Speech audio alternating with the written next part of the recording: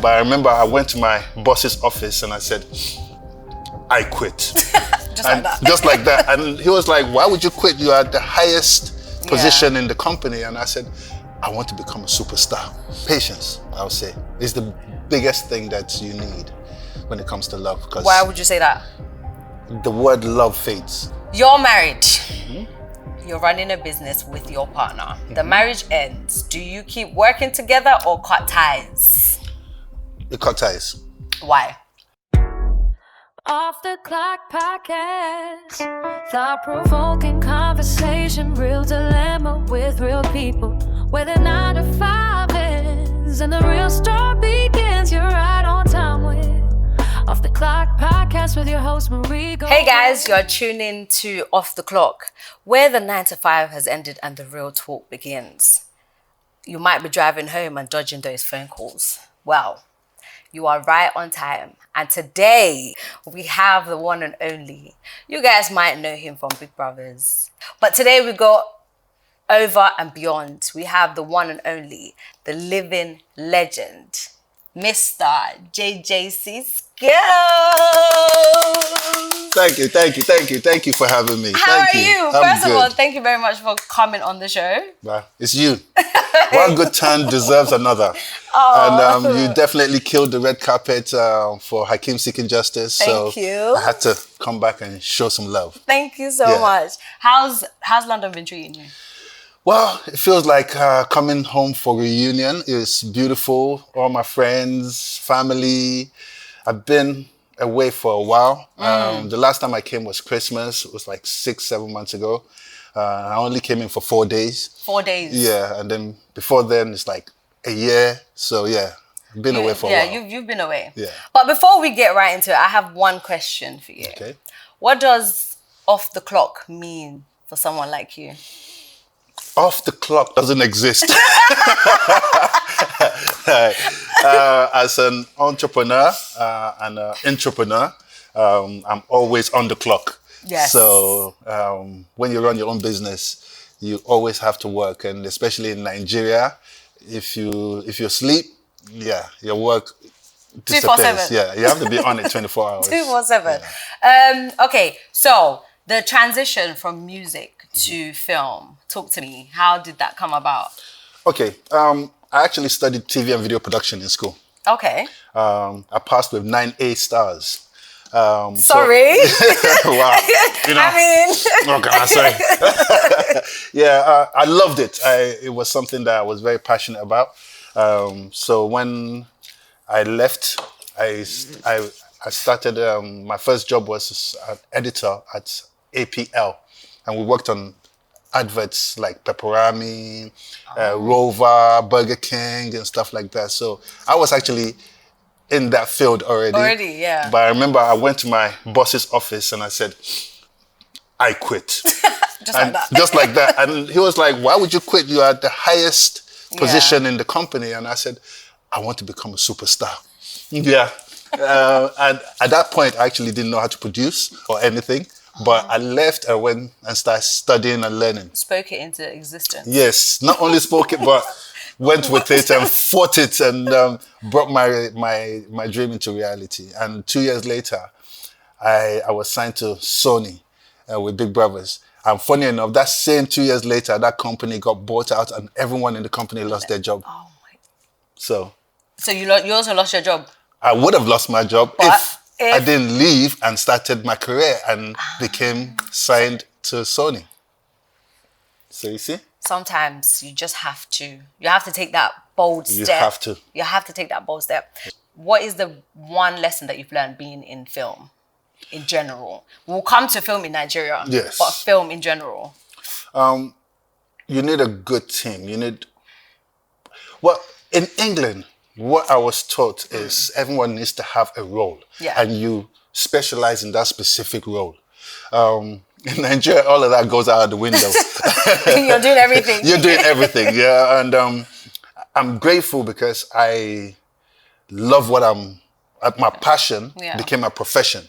So it was an easy transition for me to go from music, which was another passion, into movie making. Yeah.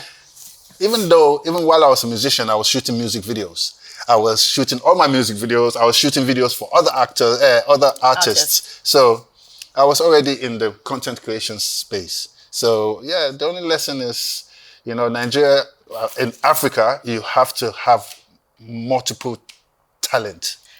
In one. Yeah. Yeah. You have to have skills. Oh, I see what you did there. I got it. You know what they do now? Clack it. We're gonna see that. Okay, so talking about films. Hakeem seeking justice. Any justice outside the system is a crime. Nobody's above the law. They will pay.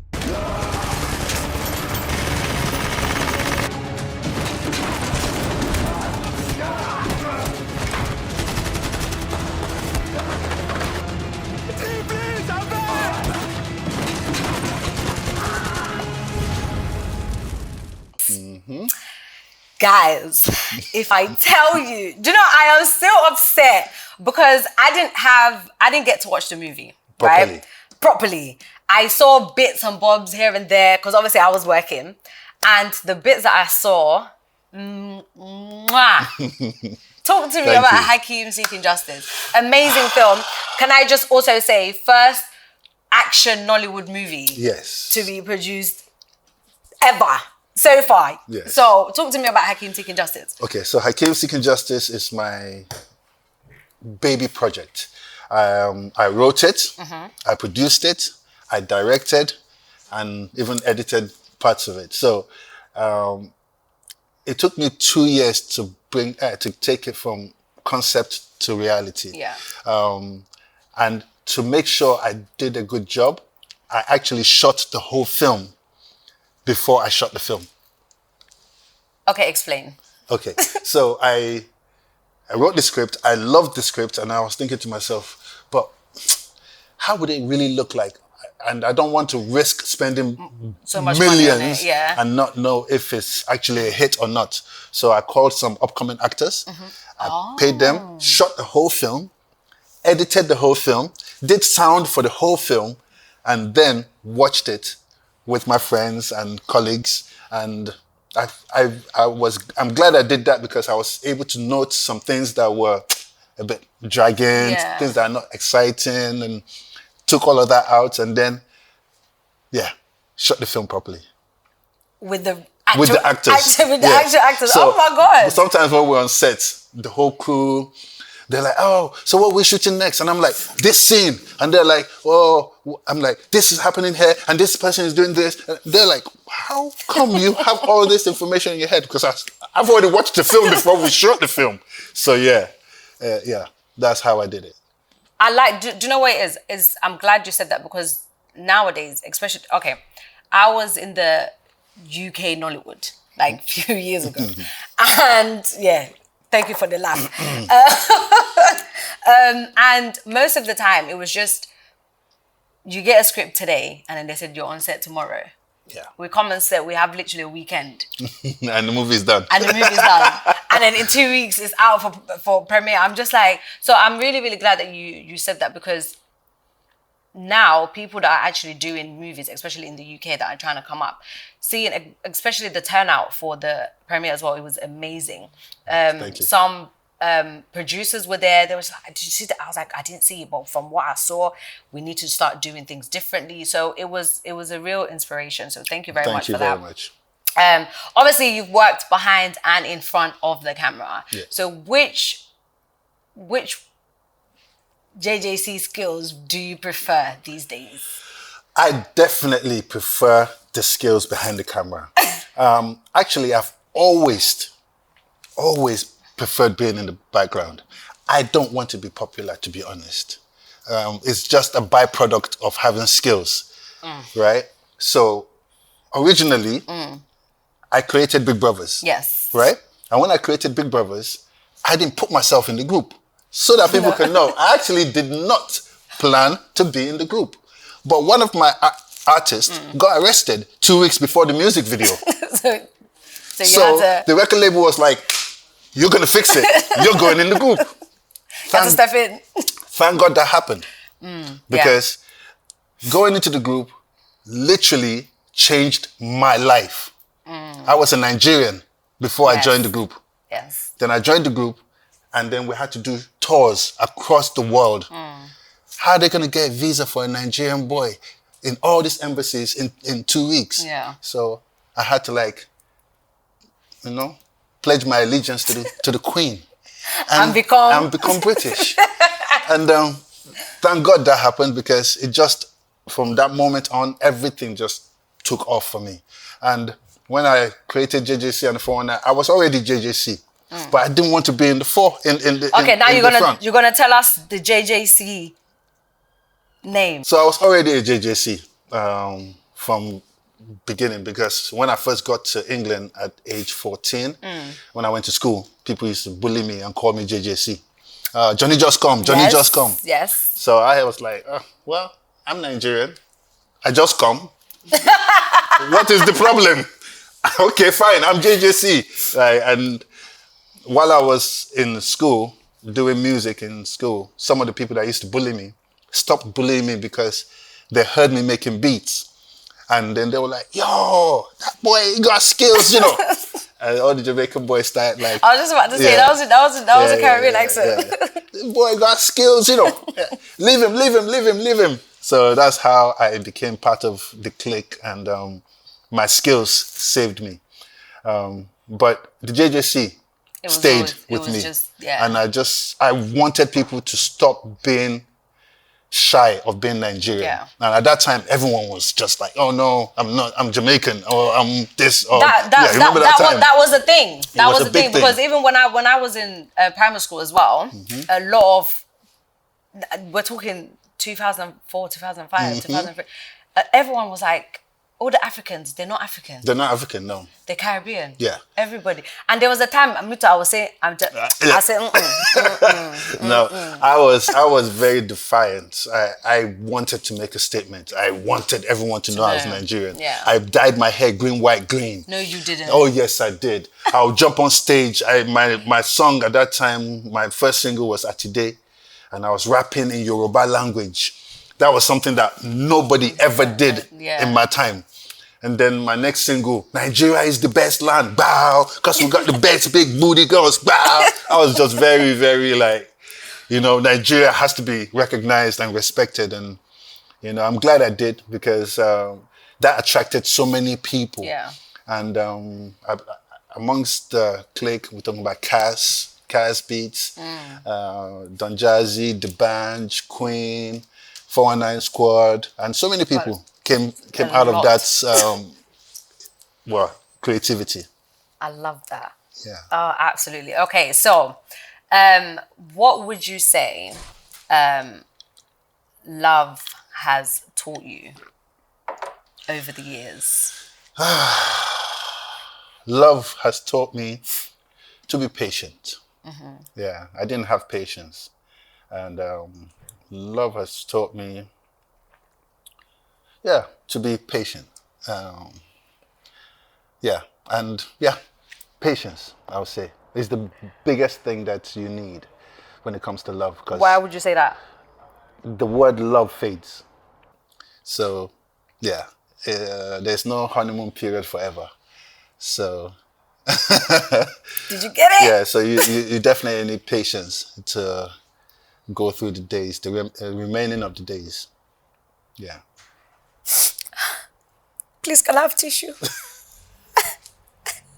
No, okay, so how would you, or rather, how do you balance family life and being in the spotlight?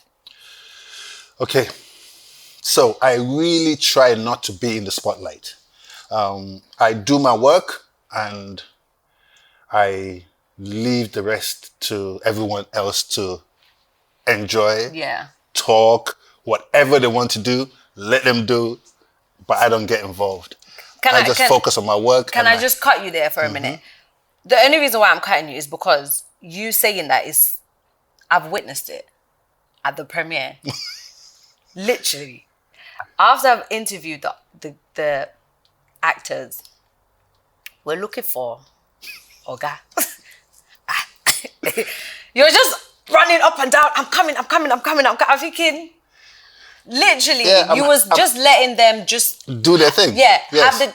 This is you just Yeah, I'm a producer, I'm a director, and okay. Apart from we're sitting down to talk about the career and stuff like Yeah. that, why am I hugging the limelight with the talent? At the end of the day, I am a talented person, Yeah. and I'm not here to really show myself. How many directors in America do you know?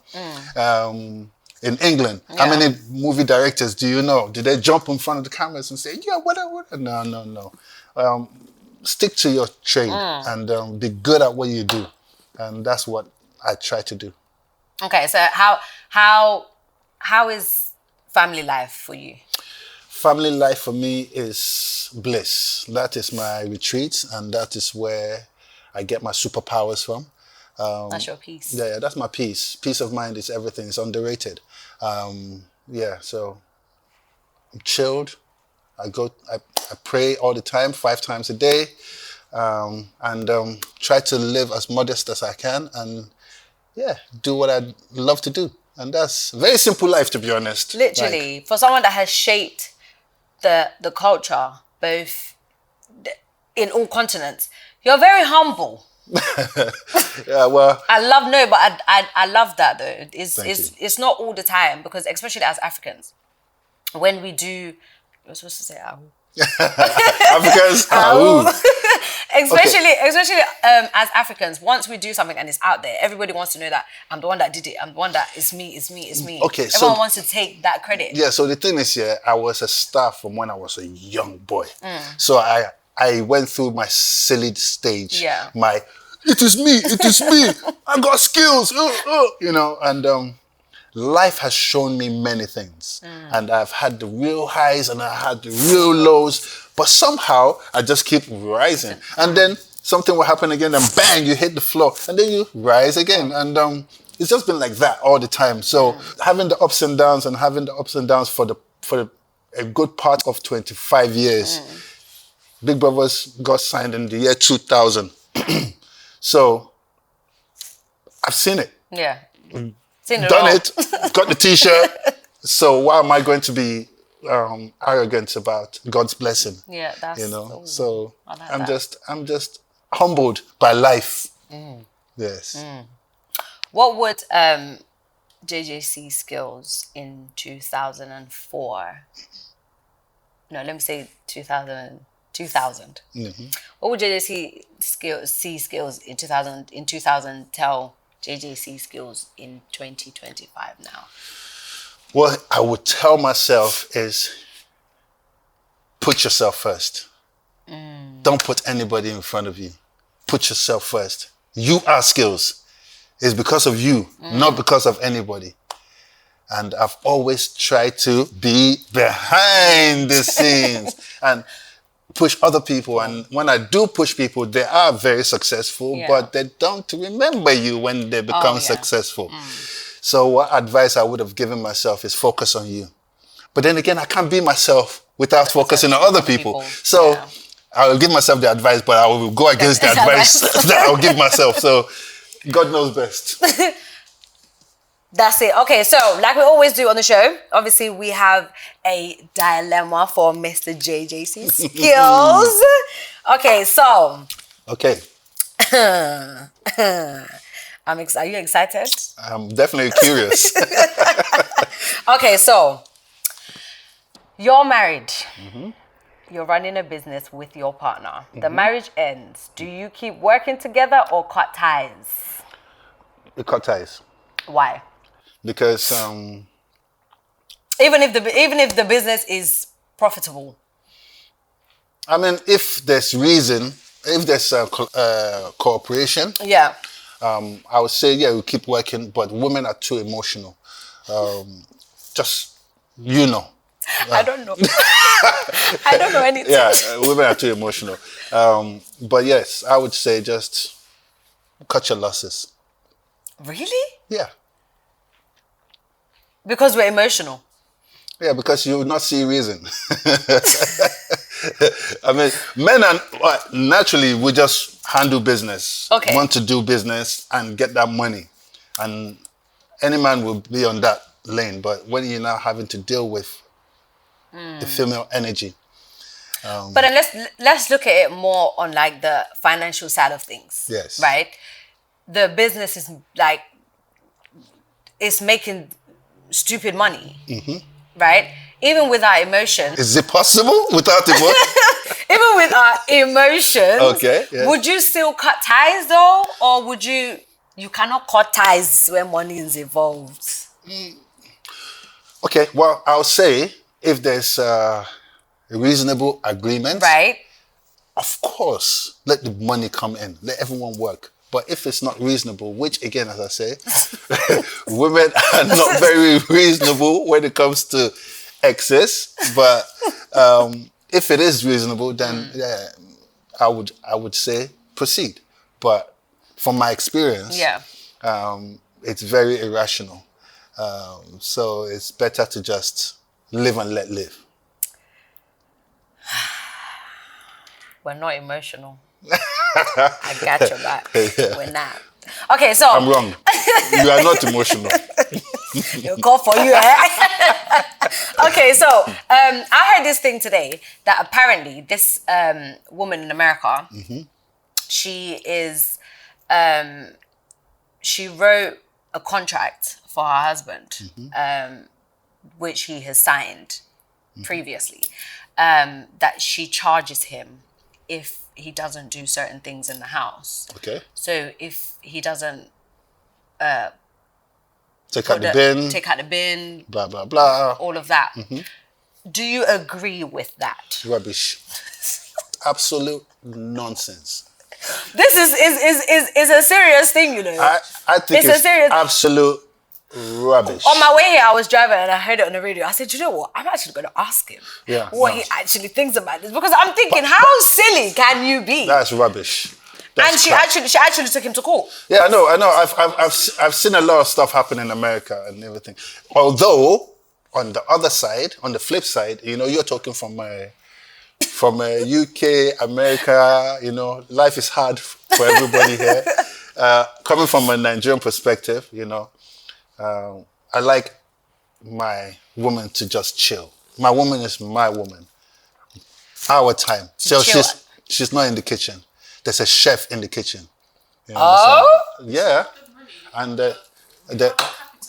in Nigeria, you know, like there's a chef. There's someone that does the cleaning, you know, of the clothes and everything. So my time is her time. Her time is my time. She needs to take care of me. I take care of the bills. So it is what it is.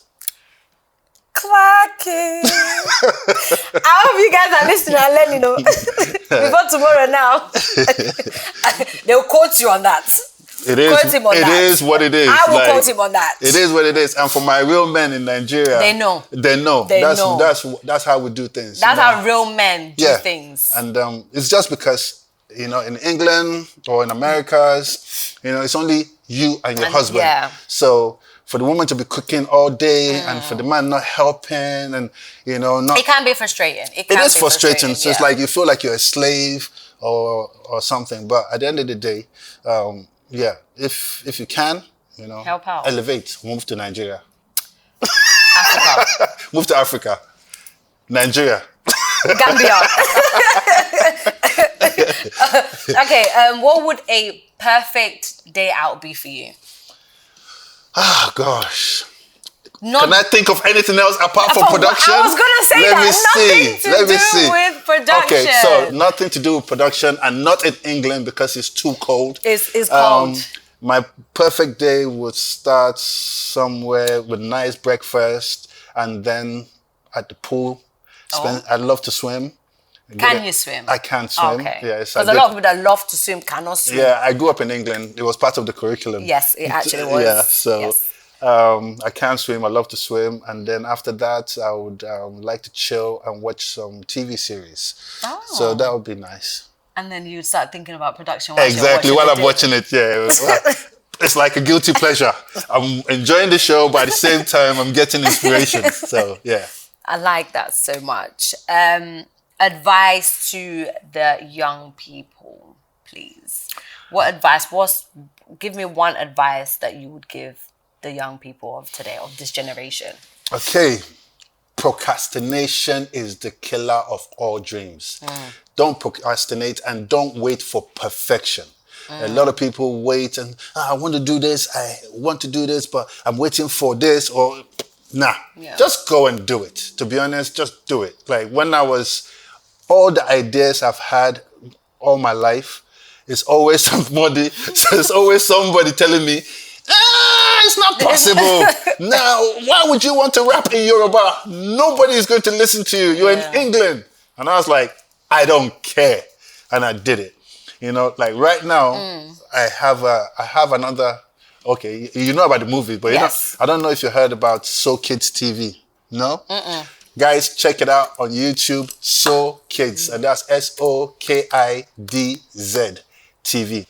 So in the year 2000. 2020. Okay. Yeah. 5 years ago. 5 years ago. 5 years ago, okay. Yeah, 5 years ago, I started an animation program. Okay. Yeah, teaching children how to using animation to teach Yoruba, Hausa, and Igbo. Right? I've Because seen that at that time, I just had little babies, and I was thinking to myself, I'm tired of listening to Coco Melon. And they and I realized that it was an avenue to teach the children about things. Yeah. And they were learning it, they were singing along, and they would know. So I thought to myself, why not? It's a perfect opportunity. Light bulb moment. Boom, I just went in and I started creating the animation, and everyone was laughing at me.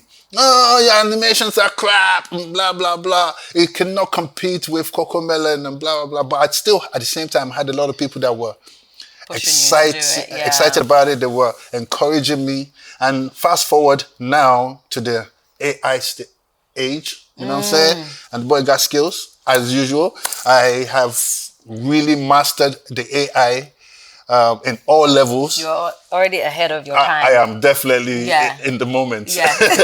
And already ahead. Yeah, our animations are absolutely in the same caliber as Coco Melon, and now people are enjoying it. So if I gave up then, I wouldn't have achieved what I achieved now. Yeah. And a lot of people now are racing to try and create children content. And I was like, no, too late. Too late. We got this. Too late. You know, but it's never too late. Everybody, it's not too late. It's you can do whatever you want to do. Okay, one final question, quickly. Because obviously we spoke music, all of that. What African artist do you think is underrated? Underrated? Yes. My favorite artist that I believe that is underrated would be Kiss Daniels. No be lie. He is absolutely an amazing vocalist, amazing writer, and I just don't understand. I think it's that whole Nigerian African thing.